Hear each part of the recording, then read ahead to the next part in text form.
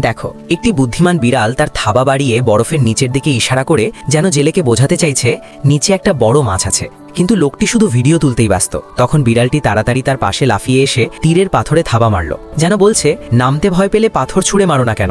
অসহায় মুখে লোকটি শেষমেশ একটি পাথর এনে জোরে ছুঁড়ে মারল, কিন্তু ফলাফল তার অনুমানের মতোই, বরফের চাই একটুও নড়ল না।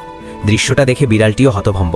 নিজের সম্মান রক্ষায় লোকটি এবার একটি লাঠি এনে বরফে আঘাত করতে শুরু করলো। অনেকক্ষণ চেষ্টা করেও লাভ হলো না। অবশেষে বিড়ালের ইশারায় ঠিক জায়গায় আঘাত করতেই বরফে একটি ছোট গর্ত তৈরি হলো। কিন্তু দুর্ভাগ্যবশত লাঠি অসাবধানতায় নিচের মাছটিকে ছুঁয়ে ফেলায় মাছটি পালিয়ে যায়। মুখের সামনে এসে হারিয়ে যাওয়া শিকার দেখে বিড়ালটি রাগে ফেটে পড়ে, মিউ মিউ করে যেন বকাঝকা শুরু করে দিল। মনে হচ্ছিল আজ এই মাছ সে খেয়েই ছাড়বে। বিড়ালের ইচ্ছে পূরণ করতে লোকটি বাড়ি থেকে পেশাদার মাছ ধরার সরঞ্জাম নিয়ে এলো। পাতলা বরফের একটি জায়গা বেছে নিয়ে শক্ত লোহার দণ্ড দিয়ে বরফে গর্ত করলো। তারপর দক্ষ হাতে টোপ ফেলতে লাগলো।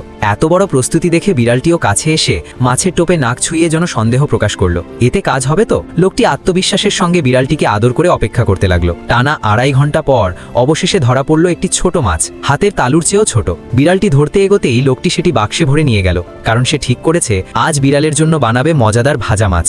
মাছ কেটে পাথরের ওপর সাজিয়ে আগুনে ভাজতেই চারদিকে ছড়িয়ে পড়ল লোভনীয় গন্ধ। মুহূর্তেই আশপাশের পথবিড়ালরা জড়ো হয়ে গেল।